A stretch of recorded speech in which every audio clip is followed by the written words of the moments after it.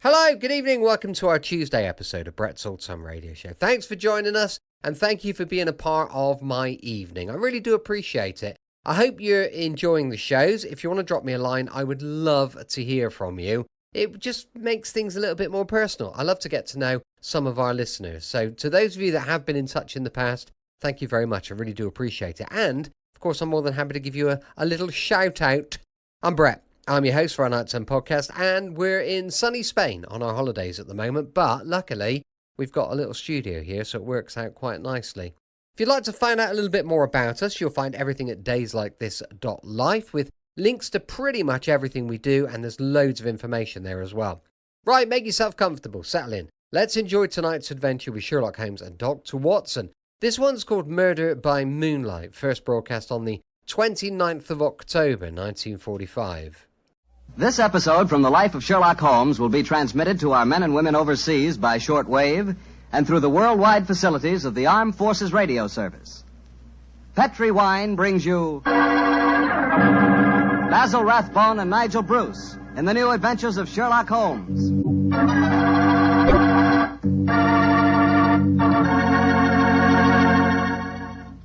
The Petri family, the family that took time to bring you good wine, invite you to listen to Dr. Watson tell us another exciting adventure he shared with his old friend, that master detective, Sherlock Holmes. So let's settle back comfortably and listen. And while you're getting settled, I'd like to know if you like seafood. And by seafood, I mean everything from broiled lobster to fried halibut. Because if you like seafood, any seafood, you'll love it together with Petri California Sauterne. Fish and Petri Sauterne were made for each other. No kidding. Boy, I'll never in my life forget a broiled brook trout on the plate in front of me and a glass of well-chilled Petri Sauterne right next to it. That fish and that Sauterne. Petri Sauterne has a pale golden color that's really good to look at. And as for taste, well, that Petri flavor is really something. Take my word for it and try it, won't you? Oh, and I'll tell you something else. Try that Petri Sauterne with chicken sometime. Look, I better stop before I get hungry all over again, but just remember this. The best friend a good meal ever had is a glass of Petri wine.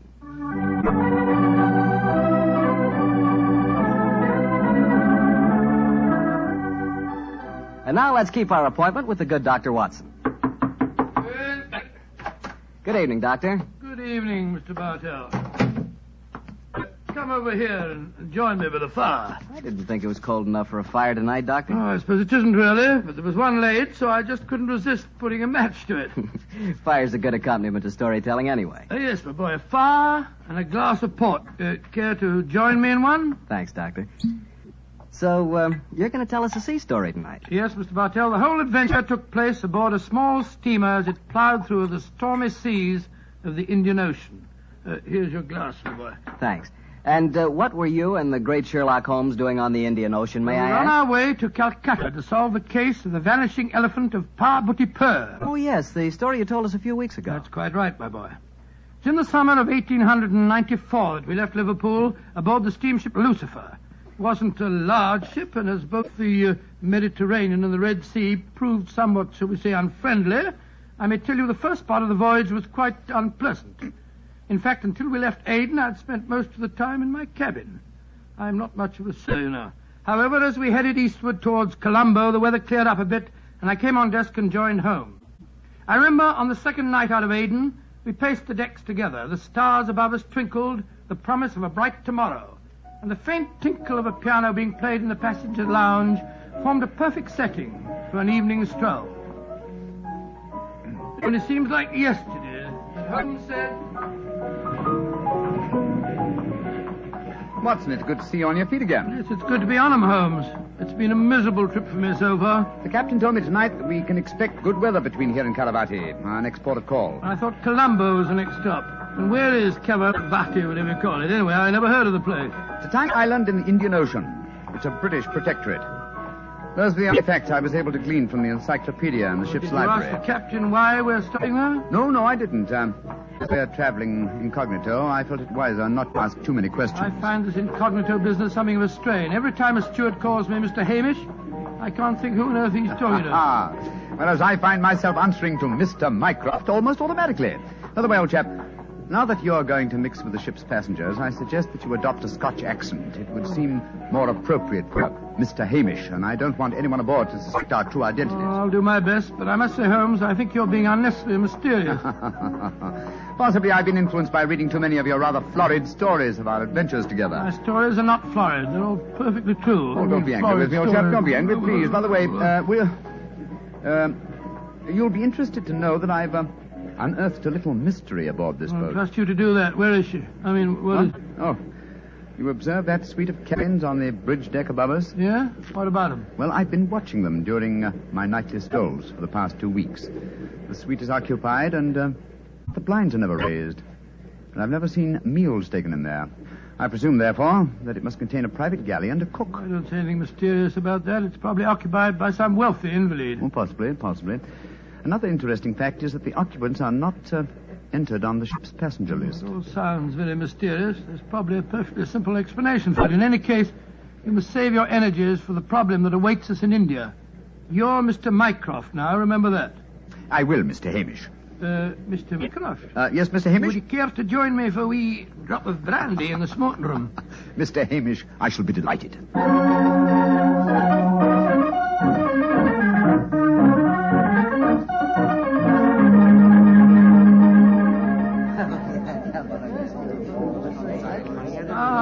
This is excellent brandy. Excellent. Watson, you notice that rather garrulous gentleman over there in the corner?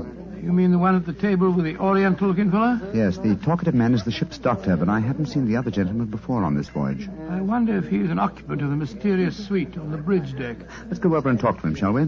And remember the accent, Mr. Hamish. And so, Verda, when we landed at Colombo, I decided to take Mrs. Abbott for a moonlight rickshaw drive through the cinnamon gardens. Did you gentlemen want to see me? If you'll excuse us, Dr. Harris, my friend Mr. Hamish and I were having a little argument, and we thought that perhaps you might be able to settle it for us. An argument? Oh, I love a good argument. Sit down, gentlemen. This is Mr. Verda. How do you do, gentlemen? Good evening, sir. My name is Hamish, and this is my friend, Mr. Mycroft. I'm so happy to meet you, gentlemen. Now, how do you know, Mr. Now, gentlemen, tell me what you're arguing about. Well, I Doctor, love a good argument. You see, it wasn't exactly an argument. My friend Mr. Hamish insists that the Suez Canal was built by a Dutchman in 1870. I'm convinced that it was built by Lesseps, a Frenchman, in 1869. We thought you'd know. You flatter me. I'm only a ship's doctor, not an historian. Ask Verdi. He probably knows. Can you settle the question for us, sir? I can, Mr. Mycroft. You are almost correct. The canal was opened in 1869. Though its construction began 10 years previously. De Lesseps, a French engineer, was in charge of the operation. There is a statue of him in Port Said Harbor, built to commemorate his skill and enterprise. Much obliged to you, Mr. Vera. Hamish, I think that I win my bet. Aye, Mycroft, I'm afraid you do, if you're sure of your facts, Mr. Werner. I'm sufficiently sure of them, Mr. Hamish, to venture a small wager myself. No. I think I'll not make any more bets on the subject, thank you. Well, gentlemen, if you will excuse me, I shall return to my cabin now. Oh, don't go. No, don't go, sir. You'll make us feel as if we'd driven you away. Oh, not at all, Mr. Hamish. I enjoyed meeting you both, but I have some letters to write. Good evening, gentlemen.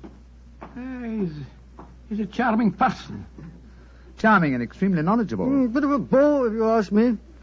You two fellas enjoyed your trip? I'm just beginning to. It takes a little time to get my sea legs, you know. Dr. Harris, how long have you been on this ship? 4 years. This is the third trip east on the Lucifer. Uh-huh. Why? Well, there's something that puzzles me on board this ship. I'm assured that you would explain it to me. And what is it? Well, the suite of cabins on the bridge deck, who occupies them? Wouldn't you like to know? Aye, Doctor, we would, and that's why my friend asked you. Well, I'll tell you. Though it's supposed to be a secret. But there'll be no harm in telling you now, for we're dropping anchor off the island of Cavarati in the morning. In that suite of rooms is the Rani of Cavarati herself. She has her own staff of servants and everything. What do you think of that? Oh, how very interesting. And is the Oriental gentleman who left the table when we arrived part of our entourage? He is, sir. He's the sort of Prime Minister of Cavarati.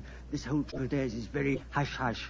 Rani returning to her country, afraid someone might make an attack on her life. Have to keep it all hush-hush. Cavarati is an island that's had a lot of trouble. You seem to be remarkably well informed about the place, sir. Yeah, I should be. I used to practice there in my younger days. Well, really, how very interesting. Yes, I could tell you strange tales about the island. I remember what... Oh, hello. See that fella coming into the lounge? You mean the big man with the grey hair? Yes. That's Sir Christopher Wyatt. Owns all the tea plantations on Cavarati. He's a dull fella, but I'll call him over. Wyatt, come over and join us. Be careful. He'll talk your head off if you give him half a chance. Draw up a chair, Wyatt. We were just talking about Cavarati. It seems to me that would be a good subject to keep away from. At least till after tomorrow, Harris. What do you mean? You know perfectly well what I mean. I should have thought that after your own experience on Cavarati, you would have learned a little discretion. You're talking like a schoolmaster, Wyatt. Why don't you just sit down, have a drink, and be friendly? Thank you. I prefer my own company. Pompous ass. You and Sir Christopher don't seem on the best of terms, sir. I know too much about him. He's afraid of me. That's what he is. Look at this girl coming into the room. Great Scott, she's good looking. Judging by our oriental costume, she must be a member of the Rani's retinue. She's coming to our table. Yes, my dear. What is it? Which of you gentlemen is Mr. Mycroft, please? I am. My mistress sends her compliments and asks that you will call on her in her suite. And who is your mistress, may I ask? Her Highness, the Rani of Cavarati. Oh, I shall be delighted. Please tell the Rani that I shall pay my respects without delay. We will join her in a few minutes. Very well, Mr. Mycroft.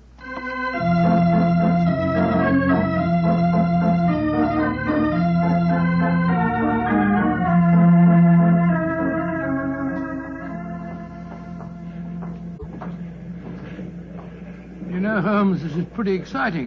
The girl that just brought us the message was a stunning creature. Imagine what the Rani herself must be like. Oh, what an incurable beast you are, Watson. I suppose you picture the Rani clad in oriental splendor, reclining like an odalisque on silken cushions. No, there's no need to make fun of me, old fellow. Ah, here we are at the cabin. Ah, it is you, gentlemen. Follow me, please.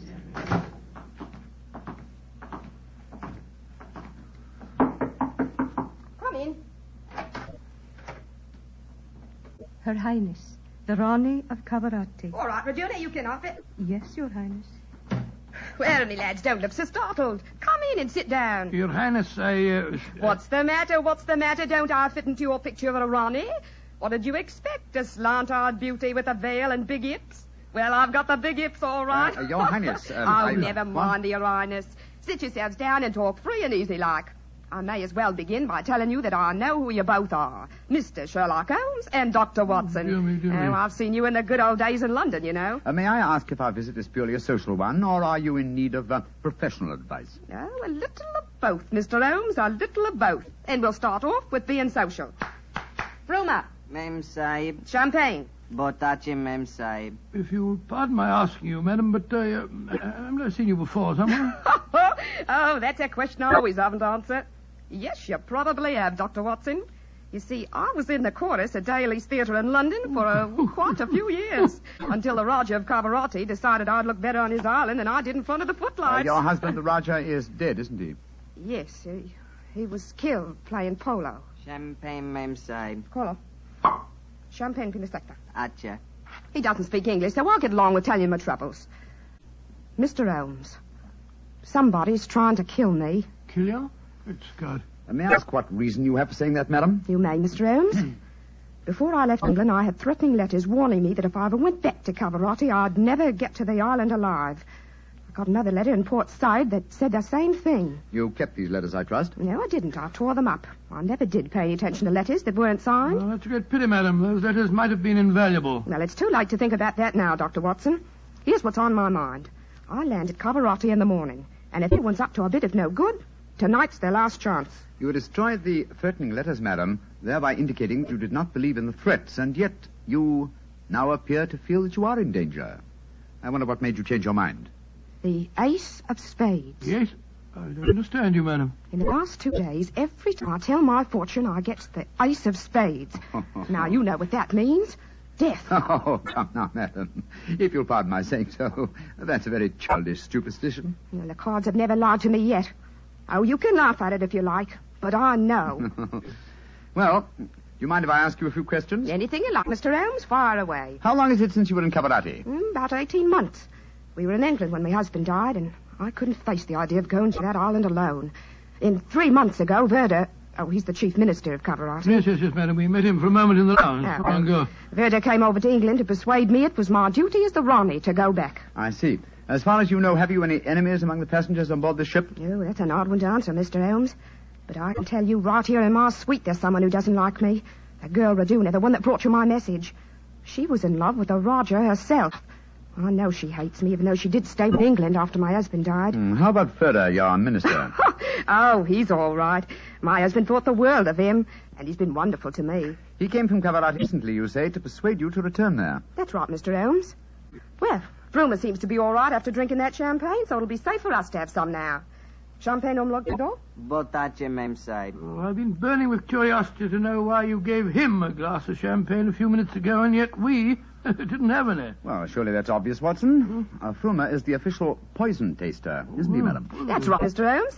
He tastes everything I eat or drink before I do. If it doesn't affect him, then I know it's safe. Berta brought him over to England when he came to fetch me. On the island of Cavarati, poisoning's quite an hobby, you know.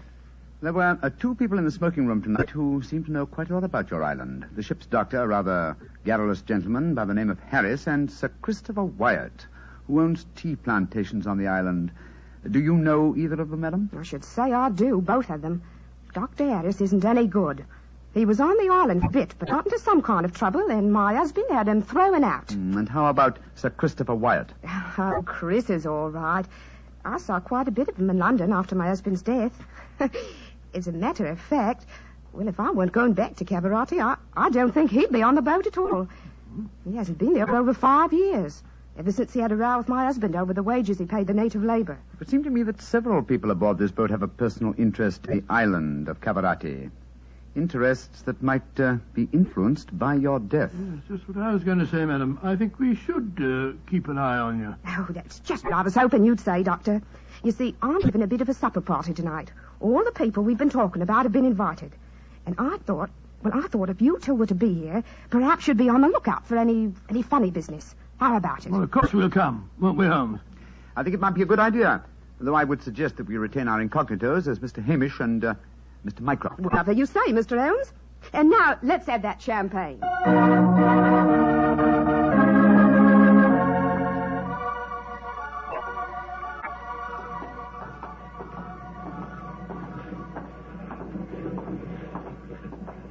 You know, Holmes, I remember the Raleigh when she was in the course at Daly's. She looked stunning in tights. There was one night I... Yes, no time, old chap, if you don't mind. At the moment, there's a question I want to ask you. Oh, sir? Is your medical bag fully equipped with all the antidotes to poison? Poison? It's ridiculous.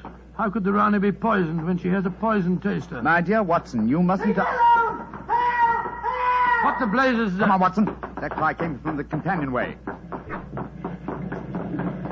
There are 2 figures struggling by the rail there. Good heavens! One of them has pushed the other down the companionway.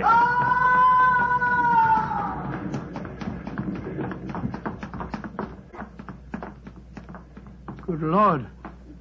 His skull smashed in. I'm afraid that he... What's happened? Sir Christopher Wyatt. What are you doing here? I was taking a stroll. I heard a yell from this direction and came here as fast as I could. Great Scott, this fellow's bleeding badly. We must get the ship's doctor. It's hardly necessary, I fear, Sir Christopher. What do you mean? In the first place, this man is dead. In the second place, he is the ship's doctor.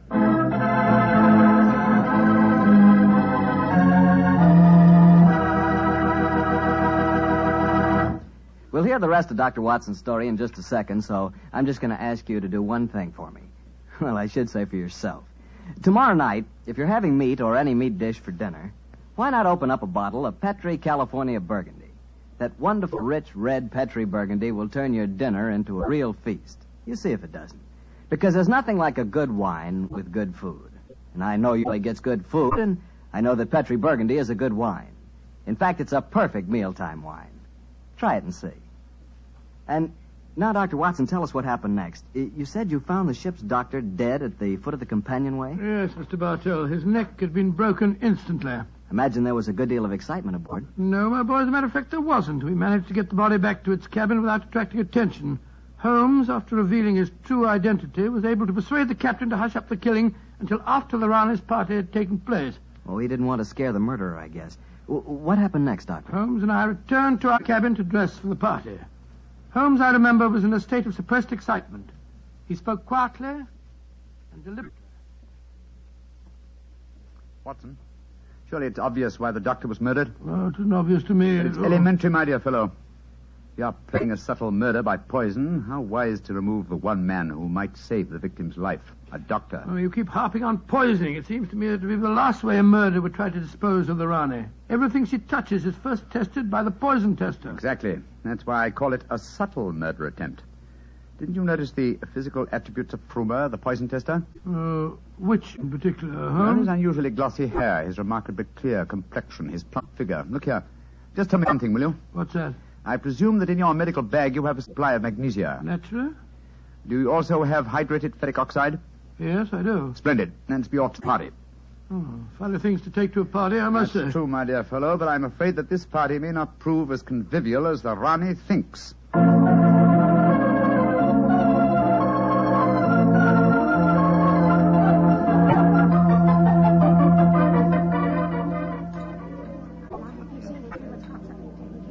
Holmes, it's nearly 1 a.m.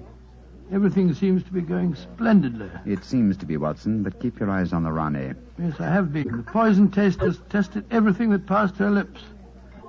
We ducking Doris to use a Christopher. You having a good time? Yes, indeed, thank you, Mr. Hamish. How about you, Mr. Mycroft? Oh, the Rani's a perfect hostess. Who could help having a good time?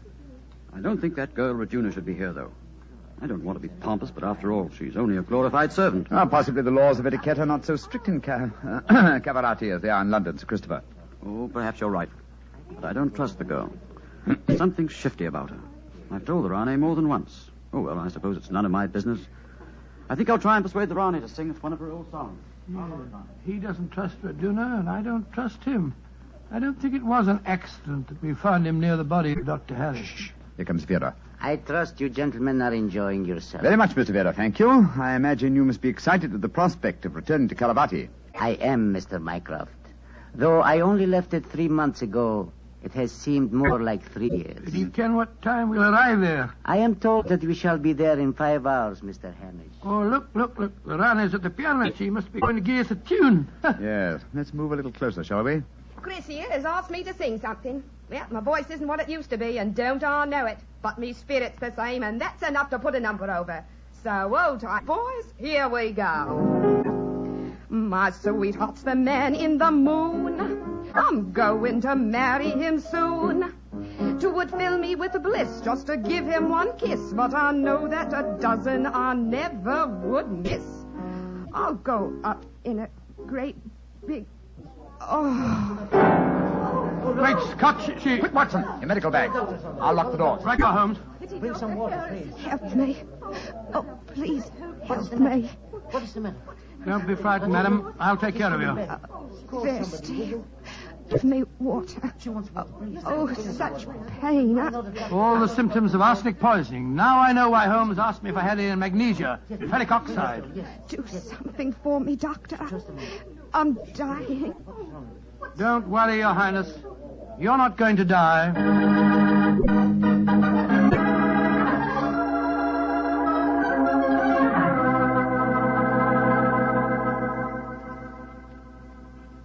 She's going to live, Holmes. Ah, gracious me, I'm tired. It's touch and go there for a while, though. Well done, Watson, old chap. Well done. Now that she's out of danger, why can't we all go back to our cabins? It's nearly dawn, and we've been locked in here since 1 o'clock. You've no right to do this, you know. Possibly not, Sir Christopher, but there's a murderer in this cabin, and I don't intend to let him escape. Mr. Holmes, what happened? How could I have been poisoned when Frumer tasted everything first? Why wasn't he poisoned? For a very simple reason, Your Highness. The murderer has been conditioning Frumer for over a year.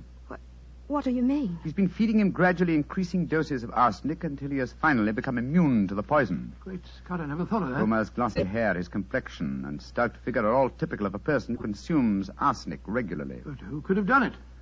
Only one person had the opportunity.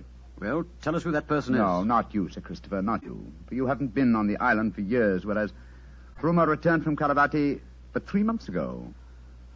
Raduna has also been in London with her mistress for the past 18 months, remember? The answer is obvious. You did it, Verda. You brought the taster over when you came to fetch me. You'd prepared him for the year beforehand. Of course I did. No white runner will ever rule over Cavarati. And you murdered Dr. Harris. Equally true. Mr. Holmes, give me the key to the door, please. Oh, no. What? Do not come near me. Oh. Please throw it on the floor. Do not hesitate. You see this revolver? I should have no compunction in using it, I assure you. How do you expect to escape, Yoda? The key, please. Thank you. You'll never get away with this, Bertie, you devil. But I shall. We are now in the harbor of Cavarati. I shall swim ashore and arrange your welcome, my dear Rane. Turn your backs, please. Turn them. Thank you. Goodbye.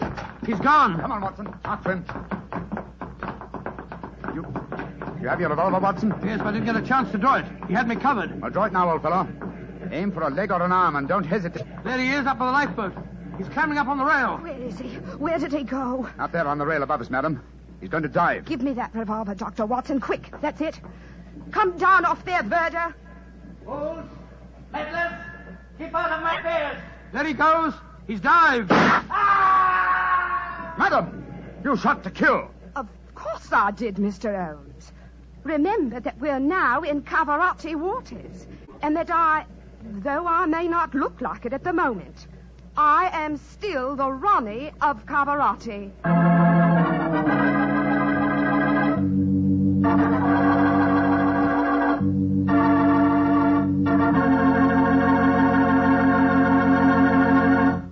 Say, that was a swell story, Doctor. It had a lot of color and quite a bit of action. Color and a bit of action. Well, I'm glad you liked it, my boy. Oh, I did.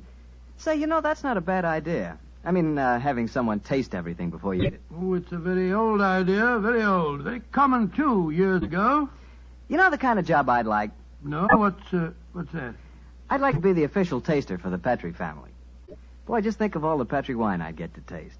Petrie to the right of me, Petrie to the left of me. What a life. What wine? Yeah, I wouldn't mind having that job myself. You said it. The Petrie family, really knows how to make good wine. They've been making wine for generations. And because they've always owned and operated their own business ever since it was started way back in the 1800s, well, the Petrie family has sure piled up plenty of skill and experience. Yes, they've been handing down in the family from father to son, the fine art of turning luscious grapes into delicious wine. That's why you can't go wrong with any Petrie wine. It must be good, because Petrie took time to bring you good wine. Well, Doctor, what new story do you have lined up for us next week? Next week, Mr. Bartell, I'm going to tell you an adventure that Sherlock Holmes and I had many years ago. It concerns a series of bonfires, an underground cellar full of gunpowder, and a strange death on the rooftops of London.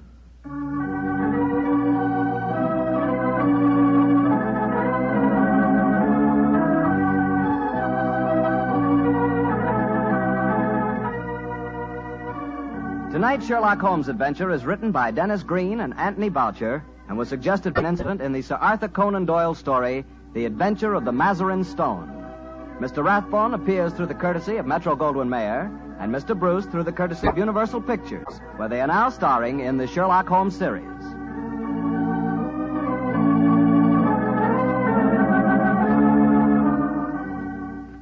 The Petrie Wine Company of San Francisco, California, invites you to tune in again next week, same time, same station.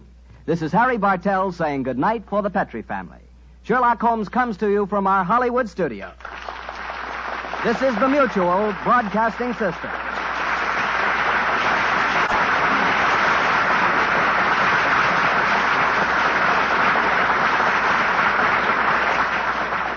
Welcome back. Hope you enjoyed tonight's adventure with Sherlock Holmes and Dr. Watson. Of course, don't forget, we'll be back tomorrow with some espionage and dangerous assignment going live at 5 p.m. UK time. Thanks for listening. I'm here with you 7 days a week, each and every week, and I'll see you tomorrow on Brett's Old Time Radio Show. Love you, bye.